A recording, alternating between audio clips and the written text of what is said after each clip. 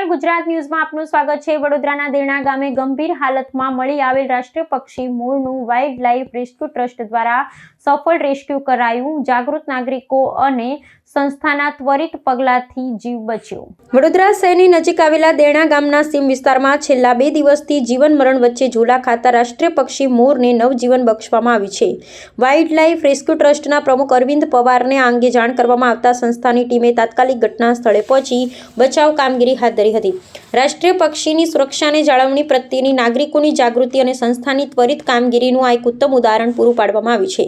પ્રાપ્ત વિગતો અનુસાર દેરણા ગામના નાયબ સરપંચ અઝરુદ્દીન કુરેશીએ સંસ્થાની હેલ્પલાઇન પર સંપર્ક સાધી માહિતી આપી હતી કે ગામના અબ્દુલભાઈના ખેતરમાં એક મોર અત્યંત નાજુક હાલતમાં જોવા મળ્યો છે। આ ગંભીરતાને ધ્યાને લઈ સંસ્થાના સક્રિય કાર્યકર હાર્દિક પવારે સમય વેડફ્યા વિના સહયોગી લાલજી નિઝામા અને જિગ્નેશ પરમાર સાથે મળી સ્થળ પર દોડી ગયા હતા। ખેતરમાં તપાસ કરતા મોર ખૂબ જ ગંભીર અવસ્થામાં મળી આવ્યો હતો, જેને ટીમે ભારે જહેમત અને સાવચેતીપૂર્વક સુરક્ષિત રીતે બચાવી લીધો હતો। પ્રાથમિક સારવાર અને સુરક્ષા સુનિશ્ચિત કર્યા બાદ રેસ્ક્યુ ટીમે આ મોરને વધુ સારવાર અને દેખરેખ માટે વડોદરા વન વિભાગને સુપ્રત કર્યો છે। વન વિભાગના અધિકારીઓ દ્વારા હવે પક્ષીની યોગ્ય તબીબી તપાસ કરવામાં આવશે અને સંપૂર્ણ સ્વસ્થ થયા બાદ તેને તેના કુદરતી આવાસમાં મુક્ત કરવા અંગે નિર્ણય લેવાશે।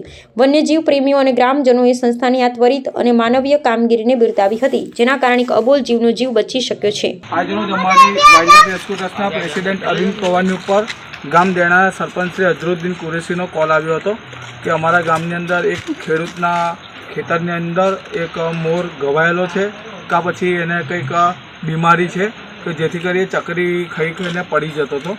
તો એ સંસ્થાનો કોલ મળતાની સાથે હું સંસ્થાના સ્વયંસેવક હાર્દિક પવાર સ્થળ પર પહોંચીને જોયું અને તારે એક મોર ગંભીર એક એવી અવસ્થામાં છે કે જે ઉડી બી નથી શકતો અને લગભગ એને એવું લાગે છે કે આ છેલ્લો શ્વાસ લાગી રહ્યો છે। તો તેને સહી સલામત રીતે અમે રેસ્ક્યુ કરી વડોદરા ફોરેસ્ટ ડિપાર્ટમેન્ટને સોંપણી કરેલ છે। વાઇલ્ડ લાઇફ રેસ્ક્યુ ટ્રસ્ટ હાર્દિક પવાર।